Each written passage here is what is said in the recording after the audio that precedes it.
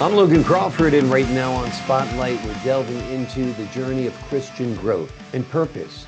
In a powerful book, it is called Give and Take, and it's written by a wonderful author. His name is David Reed. This book takes us on a thought-provoking adventure through faith, exploring how the principles of giving and taking shape our lives, our relationships, and our understanding of God. Join us as we uncover how this author's insights bring peace, faith, and gratitude to life's challenges and blessings. We're delighted to have this very talented author join us here today on Spotlight. We thank our team at Atticus Publishing for helping us put him in the spotlight today, and we ask viewers like you to support authors like him by subscribing to our channel and by purchasing his amazing book. The links are below this interview. David, great to see you here today on Spotlight. Thanks for joining me. How are you today? It's a beautiful day. Good to be here. It's a beautiful day. Great to have you on the show. I think it's such an important premise that you put forth in this book that people should understand it and take it to heart.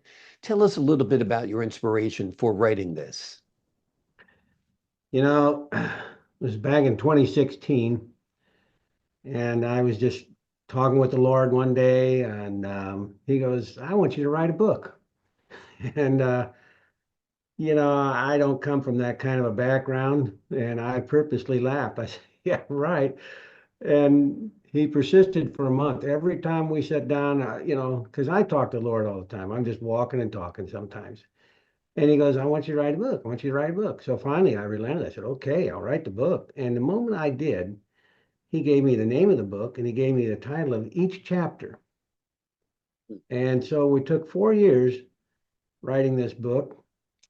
And in that process, he exposed a lot of me that needed to be changed. Mm. And, we find ourselves doing a lot of what we do based on our pride. And I had a lot of that. I was pretty full of opinions and judgments, and you know what? Those things don't really get you very far. So if it doesn't, it helped me. I know that. Um, and my wife and I still get into it every day, just to discuss certain things, how it affects us and how we think about things. Yeah. So changing the way we think is probably one of the greatest advantages of reading a book like this. You can come from any walk of life, and there's things in this book that you need. I don't care if you're a pastor. I don't care if you're um, a rock star. I don't care if you're the president of the United States or the Pope. There's principles in this that work for each and every one of us. What are So, some of those principles? Let's drill down on that.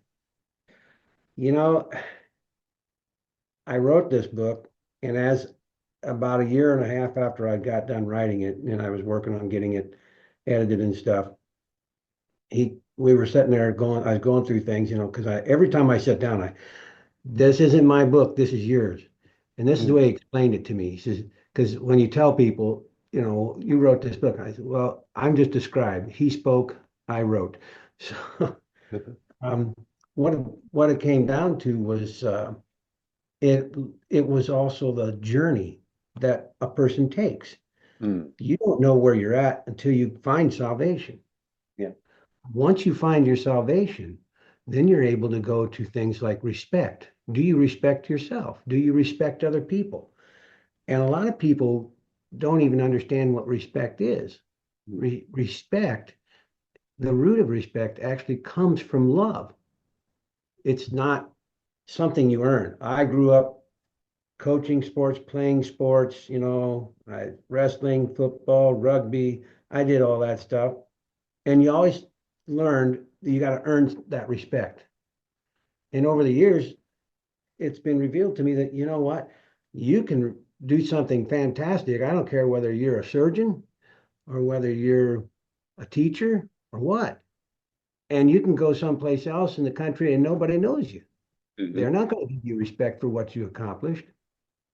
So respect is given based out of love. And I show respect when I do certain little things like honor people when I'm listening Mhm. instead of in interjecting my opinion all the times. Right. And it's so simple, just like a dollar bill falls out of somebody's pocket and you stop them and pick it up and give it to them. Most people will pick that up and put it in their own pocket. Mhm. But you're giving respect over there's so many things, and it's done out of love because you don't do something selflessly without it being done by love. If I'm doing something by myself to satisfy myself, then it's not out of love.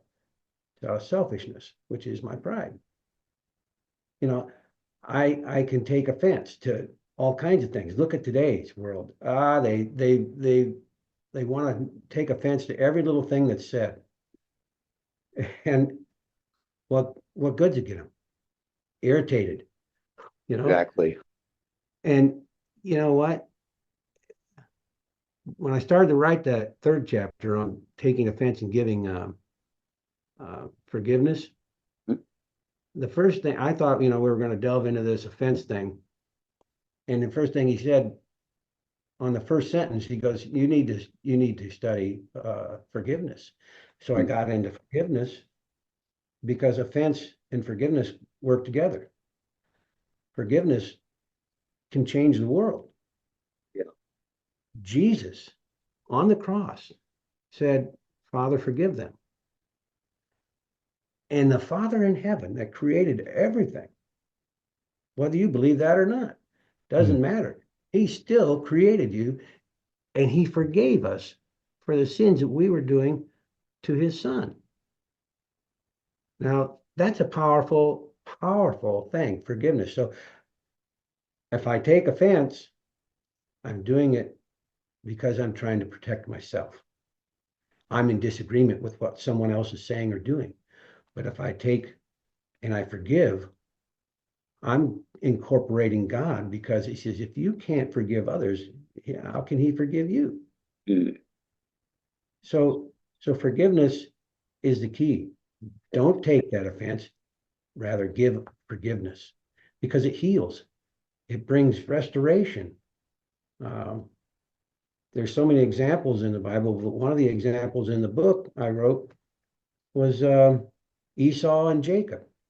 Now they were twins, and it came down to Esau was hungry one day and sold his birthright to his brother for a bowl of soup. Mm. Well, when it came time for the blessing, he didn't get it. And you know what? He got pretty irritated. Mm. And fortunately, their mother had some motherly wisdom and said, Jacob, you go visit my side of the family for a while. And it ended up being 20 years. Mm. But during that time, he learned to depend on God. He learned to seek God. And he even got a name change through that process from Jacob to Israel. A lot of history, a lot of interesting things there. Yeah. But the next process, and this is a journey in the Christian life, taking salvation, giving respect, taking offense, forgiving, forgiveness. Those are things we do as we're growing and maturing in our Christian life. But the thing that ties it all together then is hope, love, and faith. Now, some people take hope and say it's not necessary. You just go out and work hard, do what you got to do to accomplish what you got to do. But hope, because God is the God of all hope, and he instills it in us through his Holy Spirit. When I give my expectancy, because that's what hope is, I expectantly waiting for this to occur, Mm. because I know it's coming, because God's already given it to me. When I'm in that hope, he's the God of all hope. Now I'm relying and depending upon him, because I know I can't do it on my own. It has to be through him. So once I give that, now I allow the love of God to be incorporated, because God is good and God is love. And he gives us good out of that love. Then what happens is faith kicks in. Now it's not our faith. I can't generate enough faith to change the world, but it's his faith, Mm. because it's the faith of Jesus Christ. Now he gives us this faith because we're called sons and daughters. It's an inheritance, right?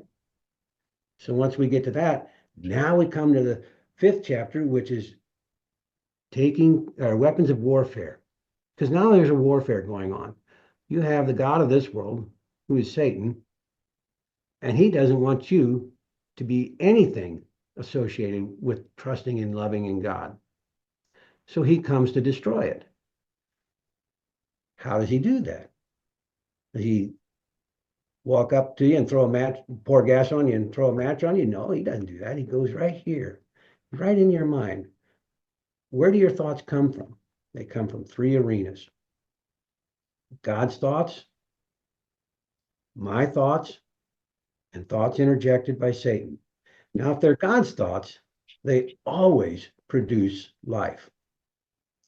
If they're my thoughts, they're going to come in two ways. One, they're either going to promote me, okay, or protect me. If I'm trying to make myself look good in front of people, I'm promoting myself. If I'm trying to protect myself, then I'm arguing and trying to justify my side. Okay? But when I take captive those thoughts to the obedience of Christ, and the obedience of Christ, it was really great when he showed me this.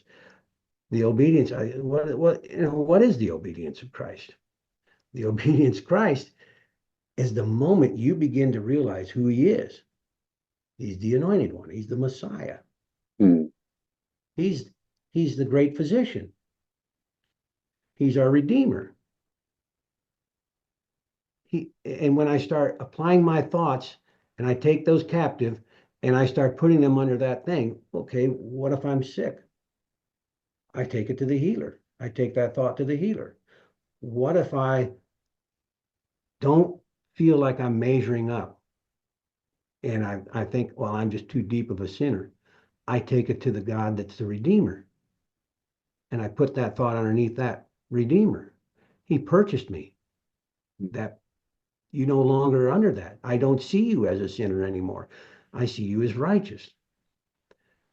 So when I'm taking captive my thoughts and I'm placing them under what Jesus is, who he is, then he begins to implore the grace upon us, the love, because he didn't do this without loving us. Who would want to go to a cross, get whipped, beaten, stabbed, punched in the face, and thorns put on your head, and then hang there and can't hardly breathe and die? Who would want to do that? Nobody. Yeah. So the warfare we're doing is when we're taking captive those thoughts, because the weapons of our warfare, he tells us in Corinthians, that they're not carnal, they're not of our flesh, they're not of our sin nature, they're supernatural, they're of the divine nature. So now when I begin to employ the divine nature into my thoughts, then I begin to overcome those bad thoughts. You can be sitting there and saying, well, this life is terrible. I hate it. I'm going to kill myself. I can't take it anymore. That's not God's thought. He didn't create you to kill yourself. That's your thought, one, because you're trying to protect or promote your own self. And some people even think, you know what? If I do this, they'll respect me, or they'll think better of me. They'll miss me. Now, those thoughts are from Satan because they're a lie. Exactly. And they're twisted. Your reasoning is being manipulated. And it comes out of pain and suffering as opposed to the abundant love that Jesus and God offer us and promise us. What a wonderful, compelling description of your book you have given us today, David. I think our audience and our readers out there are going to want to hear more and see more, and they can do it by picking up the book. It's called Give and Take. It's written by David Reed. It is a book that takes us on a thought-provoking adventure through faith, exploring how the principles of giving and taking shape our lives, our relationships, and our understanding of God. This is a book born out of revelation and inspiration and faith and love of God, and it will open up your heart and it will change your life. David, thank you so much for joining us here today on Spotlight. Thank you so much, Logan. I appreciate the time. I appreciate your time, sir. And to the folks at home, I'm Logan Crawford, thanking you for your time this time. Until next time on Spotlight.